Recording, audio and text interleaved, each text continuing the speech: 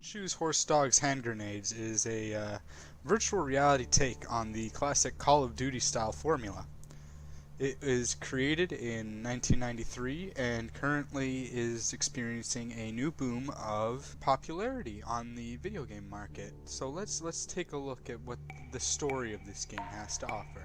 First things first, you are thrown into this boring ass tutorial level where nothing even makes sense, but you know, every Battlefield game has one of these where you go to the shooting range and learn how to do the controls, like how to crouch jump and all that other stuff from Half-Life 2.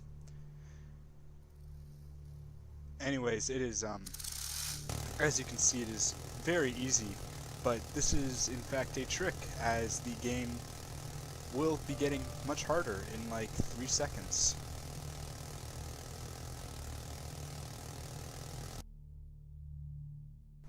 So right after the tutorial, you are thrown into what I can only describe as being the most difficult stealth mission in video game history. You are given the dinkiest gun in the game, but it has a suppressor on it, so you know it's probably a good gun, right?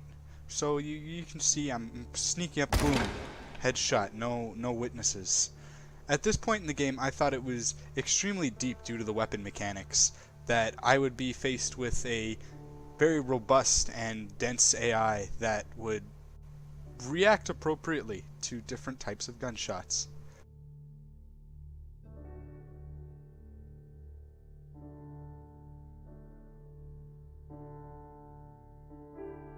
As you can see, the spread mechanics in this game are completely ass backwards. As I am aiming straight for that guy's head, he doesn't get shot, and instead a wooden pallet explodes.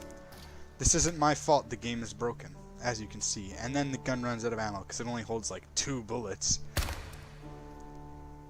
I won't understand why this mission was made or why it is the first one you're thrown into, because you only get like 4 shots before you have to get a new gun from one of the bad guys.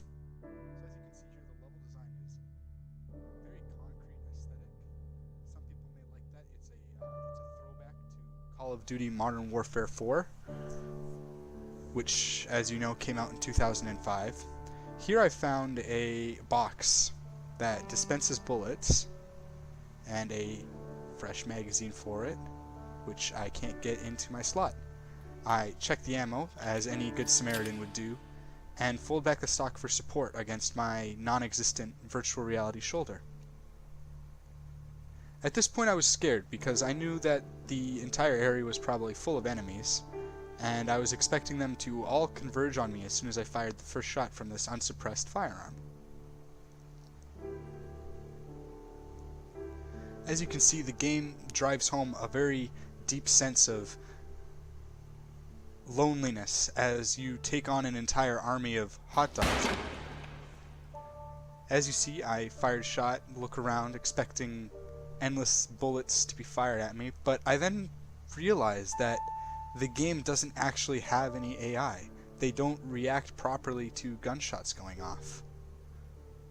At this point I decided I didn't want a box, and I instead wanted the best gun from Counter-Strike Global Offensive, which, as you know, is the predecessor to this game. Sadly, it didn't come with an ACOG, so I couldn't aim down sights with it. It can only be fired hip fire, as you can see.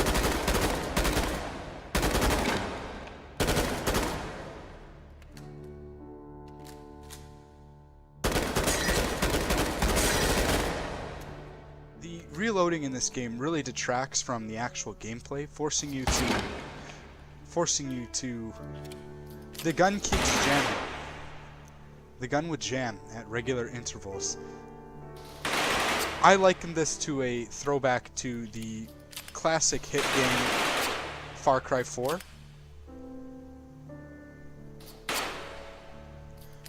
The gun rusted so much that even after one shot it would jam, making it the best weapon in the game.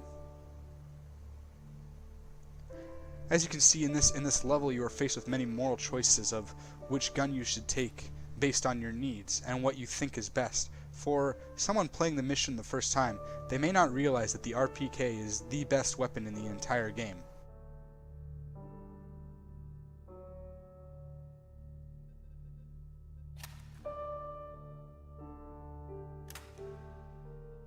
From the Prima strategy guide for this game, it is recommended to always check the ammo of the weapon you just picked up, because the game designers decided not to include a HUD, so you don't actually know how many bullets you have. Some may say that this is more realistic, but if you've ever fired a gun in real life, you'd know you have a real life ammo counter.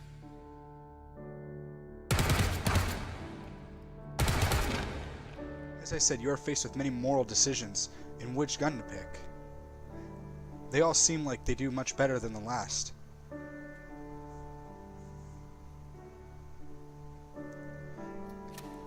Could this possibly be the developer's idea of a difficulty progression?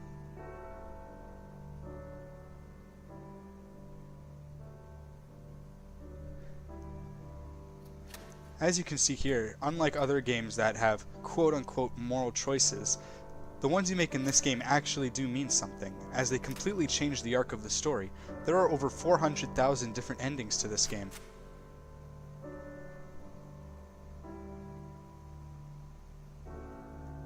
As you can see, the game gives you a moral dilemma when faced with a hostage.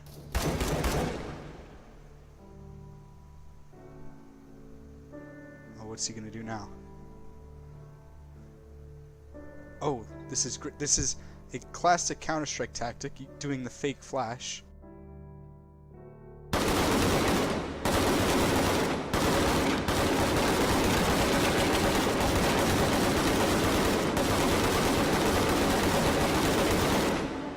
He just aced the entire enemy team with one magazine. I have never seen a better Call of Battlefield player in my entire...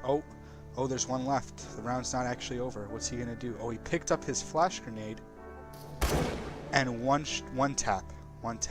You know you're dealing with an experienced player when he one taps with the Galil.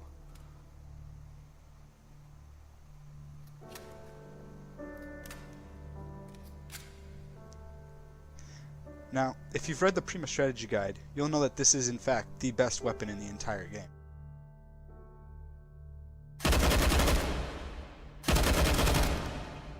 According to the GameSpot review, the RPG-7 is actually the most damaging firearm in the game, making it, by default, the best weapon in the entire game. And he dropped it.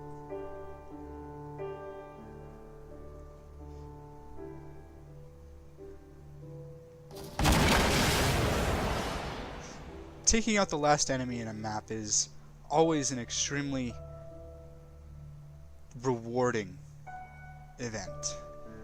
As the mission ends, when you reach the roof of the house, you realize that the evil Dr.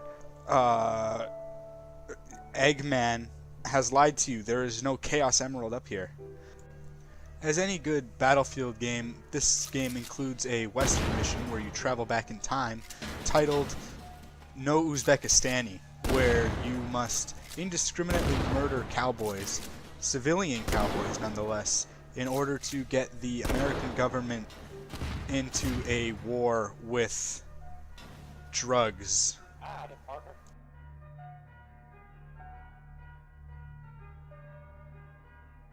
For the final mission in the game, which serves as the culmination of the series, you play as the renowned Call of Battlefront character Tav McSopish, and you are given a futuristic gun by Abraham Lincoln and told to take care of the hot dog threat.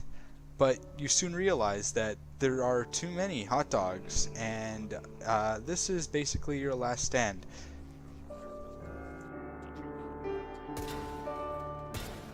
Hand Sanitizer McGee fights valiantly against the never-ending hot dog horde, but is ultimately overpowered and shot multiple times, just like that Rockstar game Grand Theft Auto Vice City.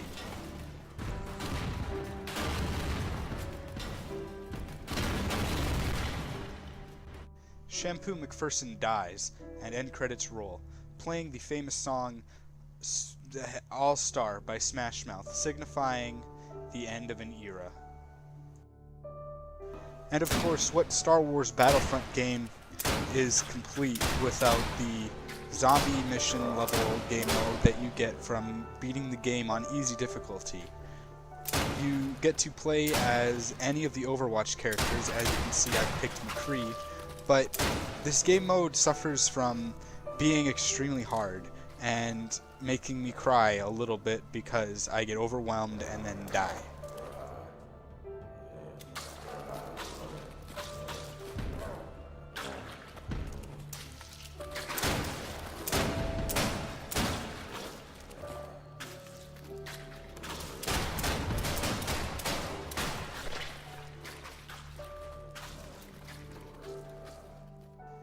Overall, I would give Hot Shoes, Horse Grenades, and Hand Dogs a stunning 5 out of